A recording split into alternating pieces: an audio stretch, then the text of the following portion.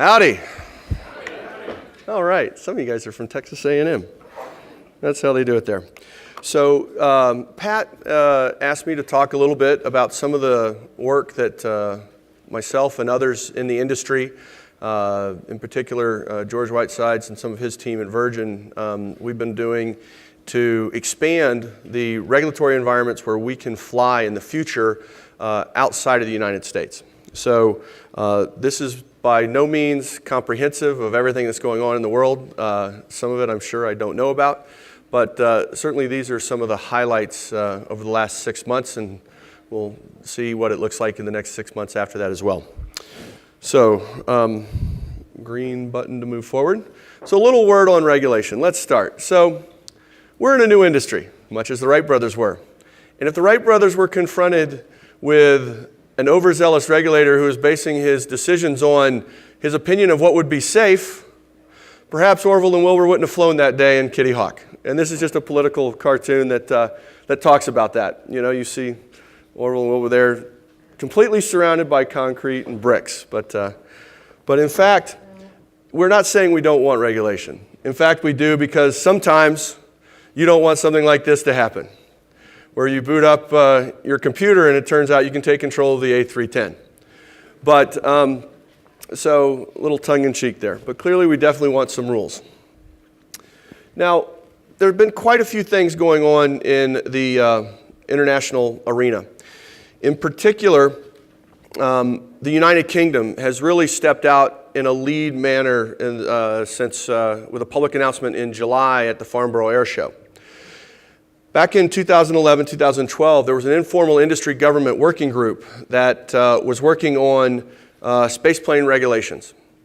There were a number of different opinions in that working group. Many of them were being driven by a very long-term view of point-to-point travel, fostered principally by one of the local UK companies that was looking at doing Skyline. And so there was a real push for a certification regime, much like you might have today in the aviation world. But the discussions had not really addressed, well, what's going to happen in 3, 4, 5 years when suborbital space planes start to fly? And we felt that there was some mismatch in the long-term view of the group versus the short-term need of the industry.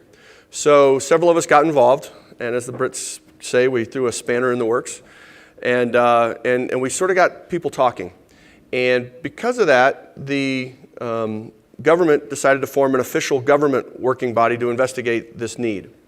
And so in 2013, the group formed a government study group that comprised the UK Civil Aviation Authority, which is the regulator, the UK Space Agency, the Department for Transportation, which is their overarching group, at least for CAA, the Ministry of Defense, and a group called BIS, which is their version of the Department of Commerce here in the US.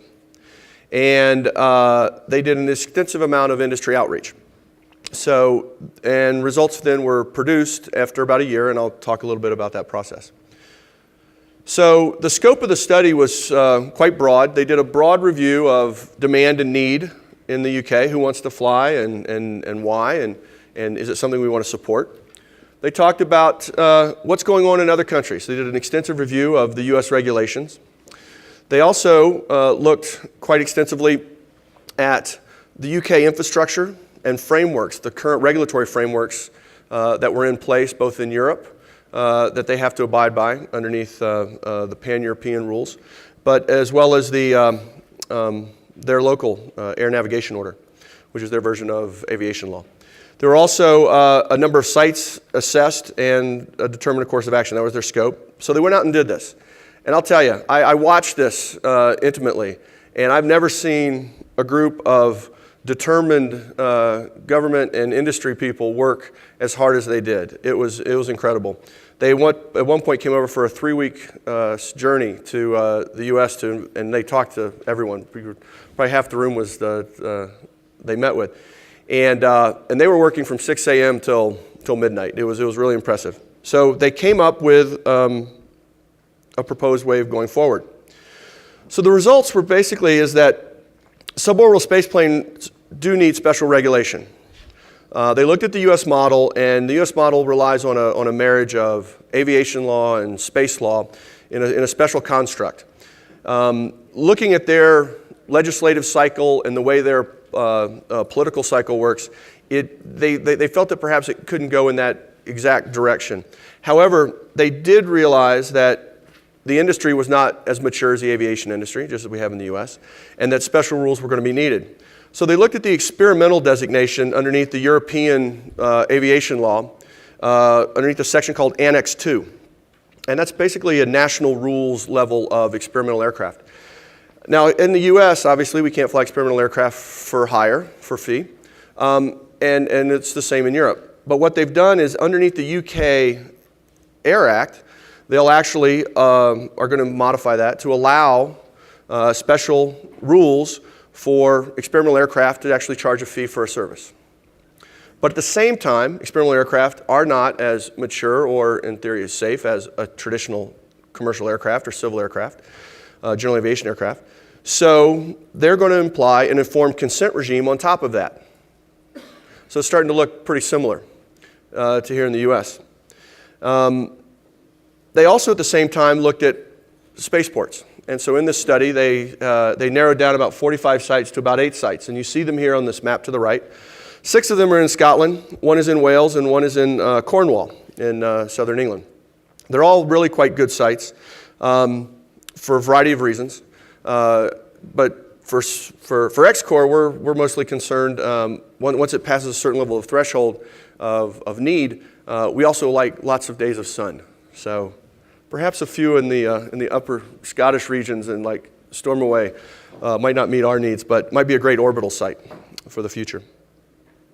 They're also signed an agreement with the FAA to be closely connected, and was a relationship signed, and Dr. Neild and his equivalent signed an agreement. So the FAA is on board as well. And their goal is to implement by 2018, which is quite exciting.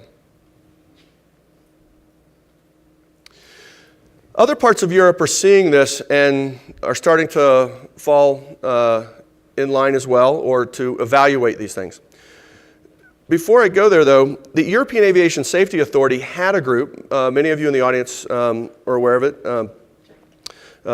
Jean-Bruno Marciac was leading that effort. The European Aviation Safety Authority decided to not pursue this as a European-wide competency. And so EASA has basically shut down that effort and reassigned everyone to their more traditional roles, which they were playing. Sweden is now had an existing set of space regulations. Karen Nilsdottir is right here in the front row. You can ask much more details. I was just at lunch with her, and I can't say everything. But they're seeking to upgrade their regulatory environment for space planes. And there's quite a bit of activity going on, and hopefully by March or April, we'll hear a lot more. But it looks very positive. I think it's more of leaning toward more of a U.S. direct model versus the U.K. Experimental aircraft with a twist model. Germany is also looking at a different approach as well. They're evaluating both the U.S. and the U.K. approaches, which at the end result are largely similar. But there's a lot to do in the regulatory environment, the legal environment, that sort of thing. They're also considering more of a reciprocity model. Much like today in commercial aviation, if you get a Boeing 737 certificate here in the U.S., it's recognized by the European Aviation Safety Authority. You can fly all through Europe. They're looking at that at a national level.